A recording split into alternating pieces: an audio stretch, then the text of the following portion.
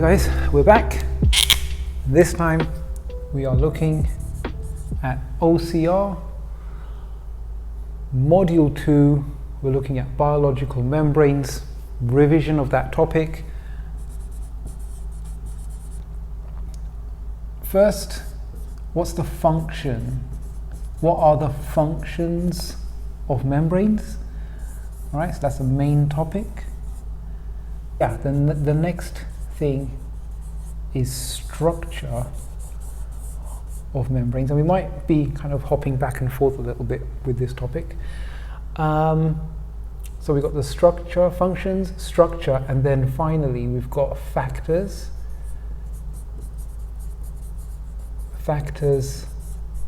affecting, right? And that's when we'll have our main look at the practicals, because there's quite a few practical investigations with this one. So that's where we'll look at that. Okay. Right, so functions then. Main functions will be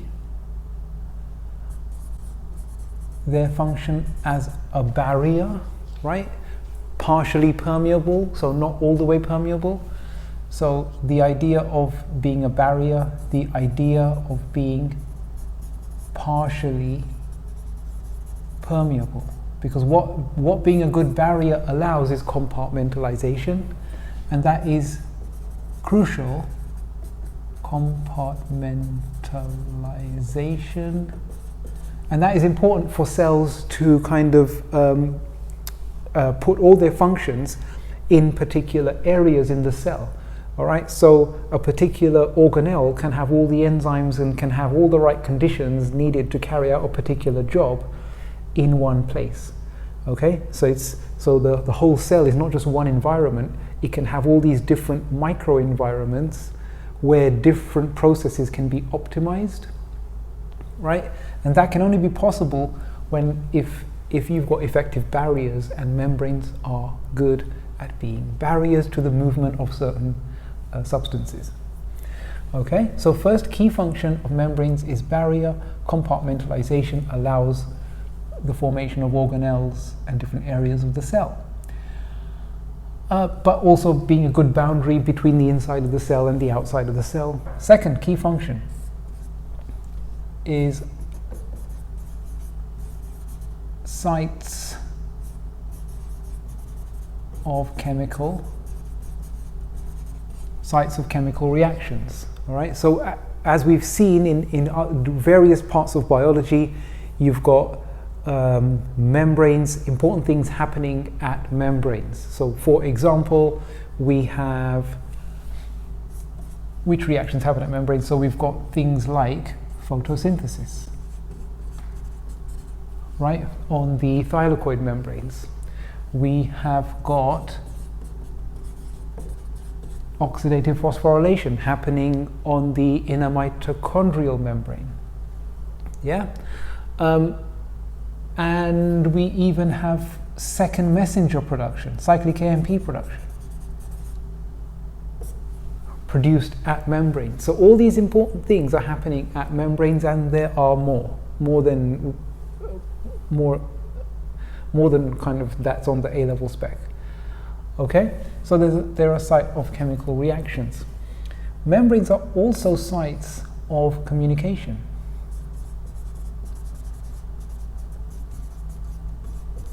Okay, so we have interactions. So we're really talking about interactions because they have receptors, right?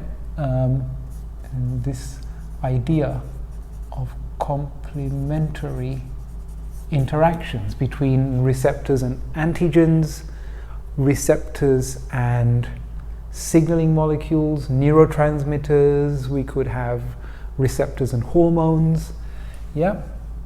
So we could have a lot of important things happening here. So through receptors, which are, remember, proteins, and proteins which have particular shapes, and shapes which are complementary, that allow these very specific interactions.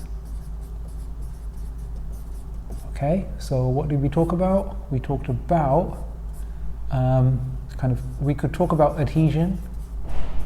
So cells being able to interact with the protein on another cell, and thereby the two cells being stuck to each other and enabled to form tissues, right? So you've got adhesion, and that also might allow communication between two cells as well. We have the idea of receptors and antigen. Receptor antigen recognition, important in communicable diseases, important in the immune response, yeah, between B cells and antigens, T cells and antigens, phagocytes and pathogens, right? So we have those receptor antigen recognition. We also have receptor and neurotransmitter.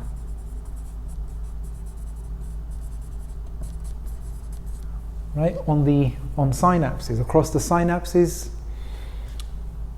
and we also have hormones, receptors and hormones. Well, particularly we're talking about peptide hormones or hydrophilic hormones, right? Not necessarily at cell surfaces, we're talking about lipophilic hormones or hydrophobic hormones. Right, but this is just to give you an idea of, like, these are things that you have seen in different parts of the specification, and it's just to kind of look at them again and think, oh yeah, you know, membranes involved in all these different parts. Okay, I'm going to add another one.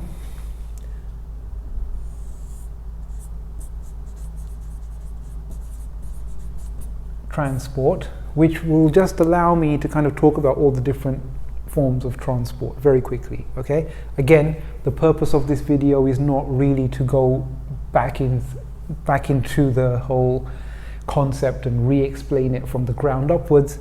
It's just to remind you of those things and just to put it in the context of the whole topic. Okay then, so now that we look at all the functions, we do look at transport. Actually, this is where I stop here and we'll come back to that.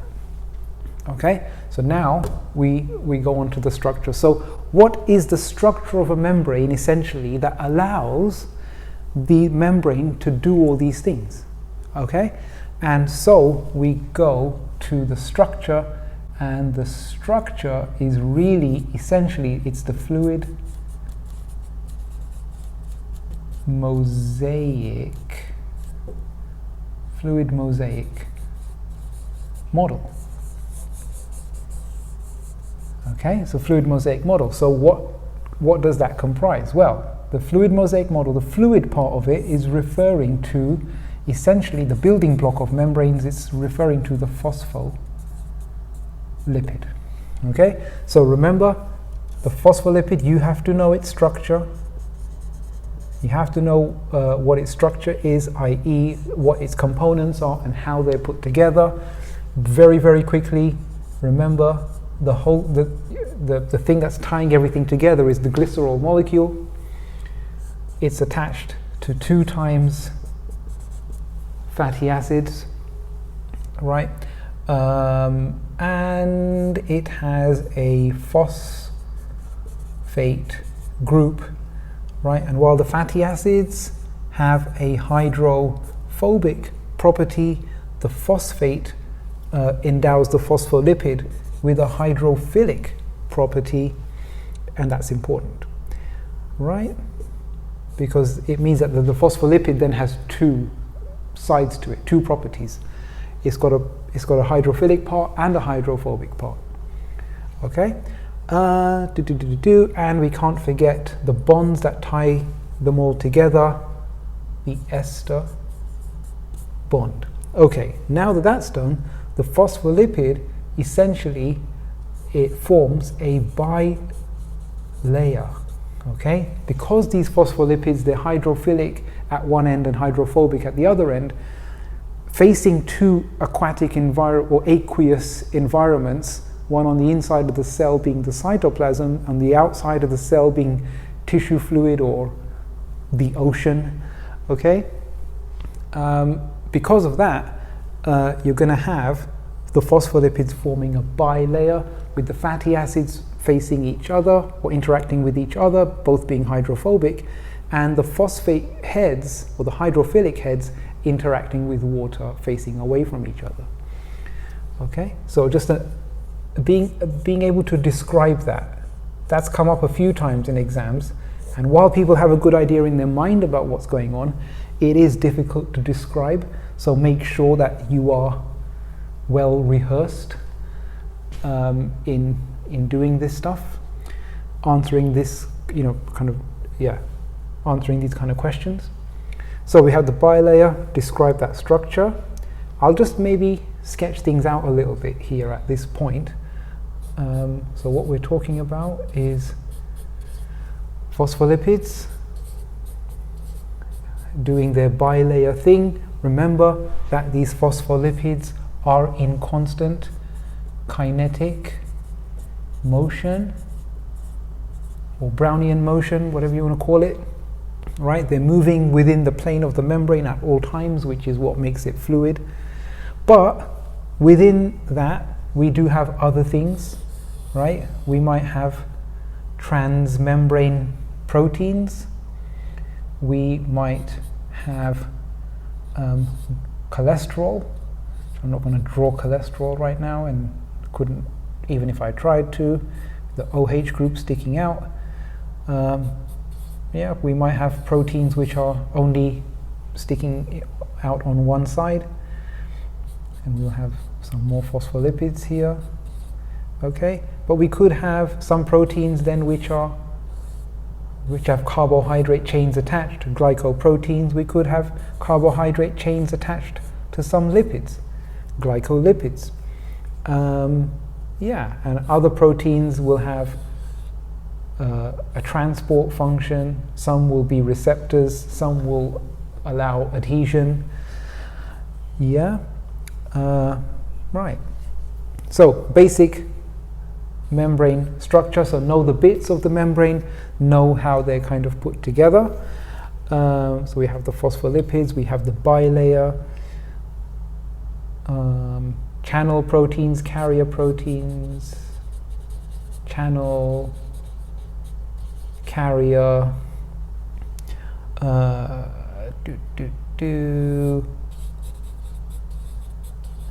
cholesterol. Cholesterol is important. Cholesterol, it's known as a fluidity regulator, which what it means is when the fluidity, when the temperature is getting too high, for example, and the fluidity is increasing, cholesterol kind of keeps the motion in check, i.e. prevents the phospholipids from getting too mobile or fluid, and so it prevents the membrane becoming too permeable when in those situations. But when the temperature reduces, for example, and the phospholipids are becoming less and less fluid, or the bilayer is becoming less and less fluid, it kind of prevents the bilayer from becoming completely frozen in a sense, and it just keeps the phospholipids just mobile enough to allow the membrane permeability to maintain normal levels. Okay, so that's why cholesterol is known as a fluidity regulator, and it's an important component of the membrane structurally speaking. So we got channel proteins, carrier proteins. We could have receptor. So these could be receptor proteins. These are glycoproteins. Okay, and these usually face the outside of the cell. And you notice that the carbohydrate chains are not on the inside of the membrane. And I think that is it. I might be missing something, but I can't remember what that is right now. So let's move on. Okay, so now that we've got the kind of general structure in place, I think let's go back to transport, because one of the things that this structure enables is organized, controlled, regulated transport across the membrane for the most part. Some things can just move freely across it. So what are the different ways that things can move across this membrane? So let's begin. Transport. Some will be passive, okay, and some will be active. So passive means no energy, no additional energy is required from the environment. Active means the inherent energy in the motion of the molecules is not enough. The inherent energy stored in the concentration gradient is not enough. We need energy, usually that comes from the hydrolysis of ATP, which we discussed in respiration. Okay, so passive and active. So in terms of passive, we have simple diffusion, right? And in terms of simple diffusion, we are talking about things, remember, that are small enough and non-polar enough to just simply waltz across the phospholipid bilayer, right? So here we are talking about things like oxygen, things like carbon dioxide, okay? Now, passive can also be by helped. So passive diffusion or passive movement can also be helped. So simple diffusion is unaided movement of substances across the bilayer according to the concentration gradient. Okay. However, sometimes molecules can move by diffusion, but they might be too large or they might be charged. And in that case, actually, let's just do that. Let's just define what can move by simple diffusion. So things that are small enough, things that are non-polar, they're uncharged, basically. Okay. But passive can also be facilitated. So facilitated diffusion, it requires proteins to do that. Okay, so the protein kind of allows things that might be quite large or things that might have a charge to move across the membrane down or along their concentration gradient. Okay, so requires proteins, again, no energy, down concentration gradient, and we're talking about things that might be quite large, that might be charged, that might be polar. So in this case, we are talking about things like amino acids, like glucose, yeah, things like that. And that's facilitated diffusion, requires proteins. What kind of proteins? Well, usually these are either channel proteins, or it could be, if it's a bit more involved, it could be carrier proteins. Okay, but then we have active, which it does involve proteins, always involves proteins. Okay, we're talking about active transport. Involves proteins.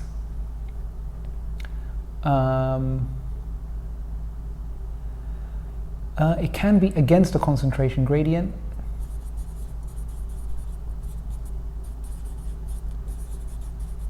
Or I like to think of it as independent of the concentration gradient, right? So it's got a set direction and it will just move in that direction, regardless of whatever the concentrations on either side of the membrane are. Involves protein, against concentration gradient, requires ATP hydrolysis.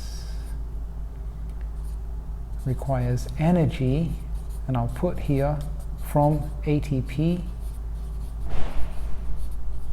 hydrolysis.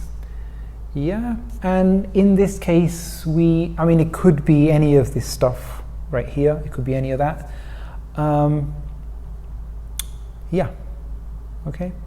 But generally speaking, it is usually things that cells need and potentially might not have later on. So while it's available, cells would like to grab it as much as they can. So we are talking about things like glucose. Yeah. It's the only real example I can think of, but many mineral ions are transported by ATP. For example, in nervous transmission or nerve impulses and resting potential, we have the sodium-potassium pump. Okay, so usually to kind of set up certain concentration gradients, things are moved against their concentration gradient. Okay, so we have that. Yeah, right. Now, I've forgotten a couple of things. Another form of active transport is endo or R, endo, and exocytosis. Okay, so that is classified as an active transport, but as well, I've forgotten a very important passive form of transport, which is osmosis. Okay, and I mean, there's a lot of kind of stuff that I think you can only understand from doing exam questions around this. Remember, again, this isn't the point of these. The point of this discussion is not really to go in depth into all this stuff, but when it comes to passive transport, especially when it comes to diffusion, what I would remind you about is to think of the factors that can affect passive forms of transport, right? Things like temperature. As the temperature increases, motion, the motion of particles increases, and so that can increase the rate of diffusion. Surface area, the more area you give to an exchange process or to a diffusion process, the more quickly the net movement of substances can occur. The concentration gradient, the difference between the concentration in one place compared to the other place, the quicker or the higher the rate of diffusion will be. Surface area, concentration gradient, temperature. I think there's one more, diffusion distance. Right? The diffusion distance, or the distance over which the diffusion is occurring, which in the case of membranes is always the same because membranes are always bilayers, but it's just to bear in mind generally speaking.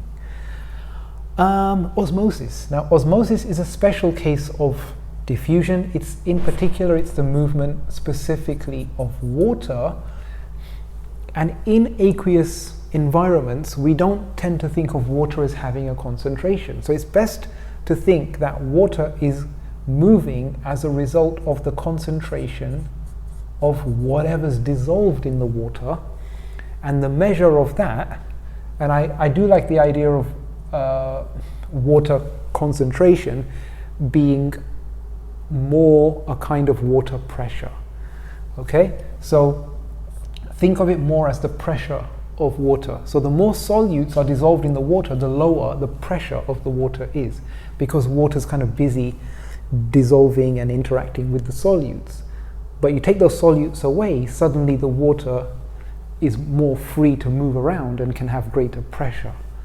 So yeah, so solutes affect that water pressure, and what we term that as is called water potential, but you can read that water pressure. Okay, the more solutes, the less freely water molecules are moving around and the less pressure they have. The less solutes, the more freely water is moving around and the more pressure water can exert, and the more likely it is to move. All right, by osmosis. So there is that, and I think we're going to come back to this in terms of practical investigation as well, but as you can see, I don't have a lot of space there. Anyway, yeah. So factors affecting. So there's three. Well, actually, that water potential thing that can go into a practical. So I'll just put that there so that that's all nice and organized. So in terms of factors affecting, we can have factors affecting the structure, factors affecting membrane structure, we can have factors affecting diffusion, okay, and in other ways we can, in other practical investigations, we can investigate the effect of factors affecting osmosis rates. Okay, now I am very quickly going to talk about something which could be more of an in-depth discussion, okay, but I think it's possible to discuss biology at a number of different levels. So you can, we can spend an hour talking about osmosis, right? But this hour, or this half an hour, or 45 minutes, whatever it's going to be, this is about talking about membranes in general. And it's to put these different practicals into the big picture, okay? Which hopefully, if that gets in place, then you're in a good position to look at the details if required. Okay, so there's quite a few practicals, and practicals have been kind of specifically stated for the topic of membranes. So which practicals are we talking about here? First practical is membrane structure. So what are the factors that affect membrane structure? Well, they are temperature and non-polar solvents. Non-polar solvents, and well, we can, for example, alcohol. Okay, so temperature increases the fluid, increases the motion of the phospholipids, which opens up more gaps in, or makes the gaps in the membrane larger, which increases permeability. Non-polar solvents pushes apart. So non-polar solvents can dissolve within the bilayer. They can interact with the fatty acids because they are non-polar, and so are fatty acids. And so as they insert themselves into the membrane, they can push the phospholipids apart, which reduces the attraction that the phospholipids have for each other, increases the gaps between the phospholipids, again increasing permeability. So how do we measure membrane permeability? Well, I hope you will remember an experiment that you can do with beetroot. Okay, so the beetroot. So what was that? Remember, we put some beetroot pieces in tubes with water. We leave the beetroot under varying conditions, for example, a range of temperature, water baths, or for example, in a range of different concentrations of the non-polar solvent, and we leave them for like 10 minutes, 15 minutes, 20 minutes. After some time, because the membrane of the beetroot has been affected by these factors, remember that affect permeability, the purple pigment within the cells of the beetroot would leak out and come into the water, right, coloring the water. Okay, and then we can simply take that water out with a pipette, put it in a cuvette, and then use a colorimeter. I don't know what your colorimeter looks like. Ours kind of looks like this. All right, we put it in the colorimeter. Remember, we adjust the filter. Put it in the colorimeter, get a value for absorbance or transmission, which tells us or gives us an indication of how much of the pigment was able to cross the membrane out of the cells and into the water. The grade, the higher the temperature, or the higher the concentration of the solvent, the more the permeability of the phospholipid bilayer should increase, and the more dye or pigment should come out of the cells, and the higher the absorbance readings should be. So that's how we can measure that. Okay. Again, remember that with practicals, there's a kind of a big range of questions that you can be asked about. So all your teacher or me, all we can do is give you the basics of how the experiment works, and you kind of need to try a lot of exam questions to understand all the different contexts and scenarios for that particular practical. Okay, because if you've kind of looked at that practical from a lot of different angles, then you know it. Yeah. But we could be here a long time if we were to investigate like every single one of those angles. Okay, so that's the Beetroot one. That's investigation of the membrane structure. Okay, as the membrane structure disintegrates, essentially the permeability increases. The more pigment escapes, the higher the absorbance value goes. Diffusion is to do with model cells. So for what you do here is you'd have a beaker. Okay, in the beaker you'd have a solution.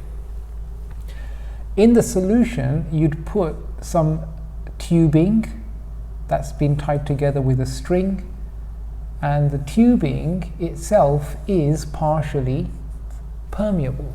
So it allows the movement of certain things but not other things. So it can allow the movement of water, for example. It might even allow the movement of glucose, but it might not allow the movement of something like starch. So what you could do is then you can set up a situation where you've got glucose here, you've got starch here, and obviously you've got water, but outside here you've only got water. Okay, so clearly there's a concentration gradient for glucose here. So glucose might diffuse out, but there's a lot of solutes here, but not so many solutes out here. So what might happen is water might go in, and as a result of the movement of these things, the mass of that little package would change. But also you can test whether this solution has glucose in it. So you can test, so you can allow it some time for the particles to move in and out according to by simple diffusion or by osmosis, and then you can carry out tests to see whether the location of those molecules has changed, and that can give you an idea of the rate of movement when compared to different kind of a different range of conditions that you've set up. Okay, so for example, if the glucose, you can test this fluid for glucose by using the Benedict's reagent and doing the Benedict's test for reducing sugars. Okay, Benedict's reagent. Right, you might weigh, you could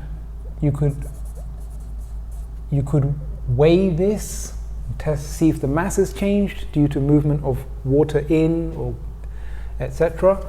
You might even see if you could even use a test for iodine to see if any starch has escaped across the membrane by diffusion. Okay, so by doing these tests, you can get an idea of whether the location or the concentration of these molecules of these substances has changed over time, and you can get an idea of whether things have diffused or not. Okay, finally, water potential, and the practical that we use for that is usually something to do with putting plant tissue in different solutions. Okay, what do I mean? What the hell am I talking about? So what we might do, for example, is we might take a slice of potato, and remembering that potato is basically just a group of plant cells. Okay, so if we take a certain mass of potato, and if we put it in a solution, okay, where the solution has a lower water potential. So if the solution has a lower water potential than the potato, what would happen is that the water from the potato would move by osmosis into the solution. Yeah, and in doing so, after a certain amount of time, we take the potato and we weigh it, and we see if its mass has changed. Because if it's lost water, then its mass would have gone down. If its mass goes down, then we can conclude that water has left by osmosis. Okay, but the opposite is also true. So if we repeat the experiment and put the same mass of potato in a higher water potential, then water will enter the potato cells by osmosis. And when we then weigh the potato after a certain amount of time, allowing enough time for osmosis to take place to a significant extent, if we then weigh that potato, we should see that its mass has increased. Okay? And interestingly, if we weigh the potato piece and we see that there is no change in mass, then that means that the water potential of the solution is the same as the water potential inside the potato cells, because there has not been any net movement of water during the course of that time. Okay, so that's basically, I think, membranes, or at least a revision version of membranes. I've tried to do this one quickly. If I've forgotten anything, my deepest apologies. But message me or put it in the messages if I've missed anything significant, or if you've got a question about something that I didn't explore fully over here. All right, guys. Good luck.